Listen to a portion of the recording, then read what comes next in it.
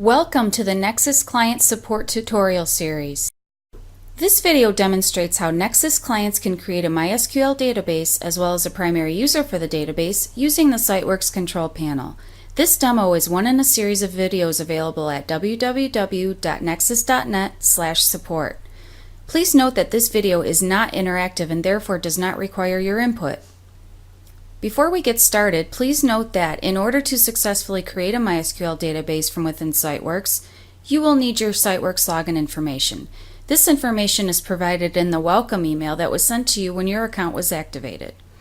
Also, please note that if you are a secondary user on another person's Siteworks account, your user account must be set up with permission to create MySQL databases. Once you have created a MySQL database in Siteworks, you will be able to set up the structure of the database and also perform a wide variety of operations for administering the database using the phpMyAdmin tool, which is accessible directly through the Siteworks control panel. During the course of this demonstration, you will see how to log into Siteworks, from within Siteworks, access the MySQL database management page, assign a name to the database, create a username, password, and the access permissions for the user account. To get started, you will need to access the Siteworks login page and then log in using your Siteworks login information. This information can be found in the welcome email that was sent to you when your Nexcess account was activated. In this demo, we will log into the Siteworks account that we have set up specifically for demonstration purposes.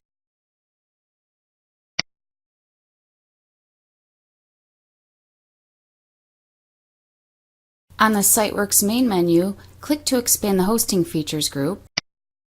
Within the Hosting Features group, click the MySQL option, and then click the Databases option.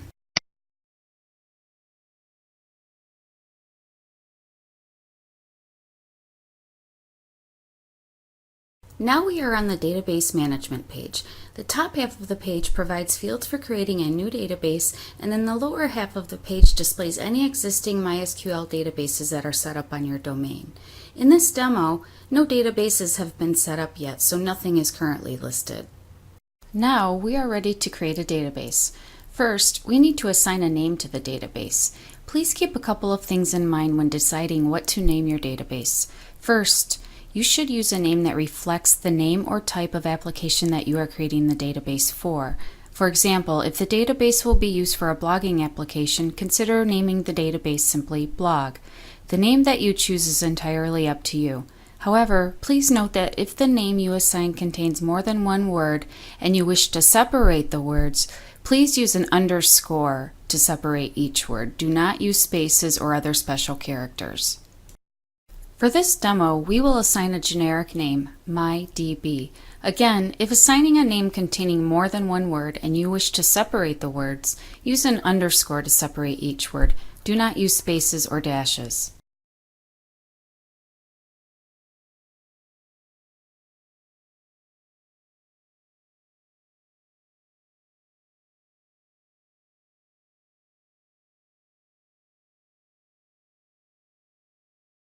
To add a user to the database, you can choose to either create a new database user while the database is being created, or you can choose to add an existing user to the database after the database is created.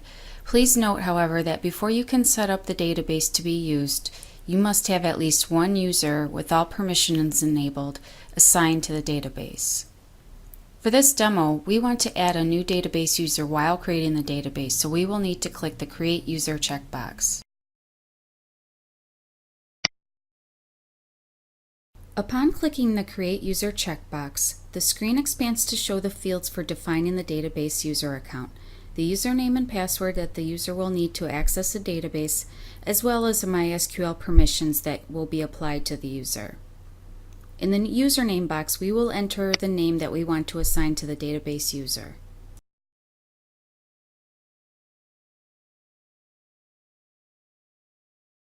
To specify a password for the user account, you can either manually enter the desired password in the Password and Confirm Password boxes, or you can have a secure password generated for you by clicking on the Generate button.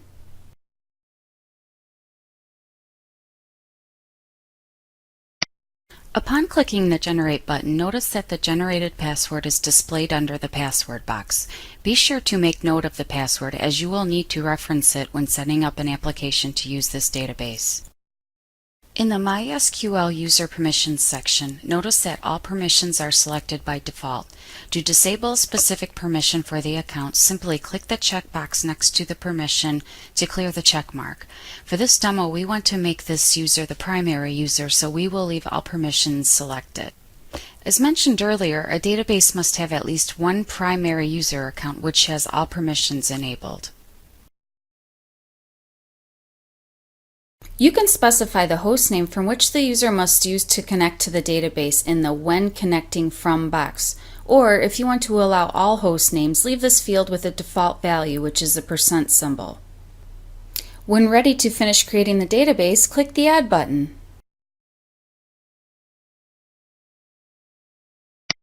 The newly added database now appears under the Existing Databases section. It is important to note that Siteworks automatically prefixes the database name with the first 8 characters of your domain name.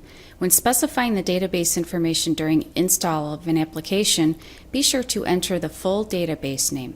For example, the domain we used for this demo is nexdocs.net, and the name that we assigned to the database is MyDB.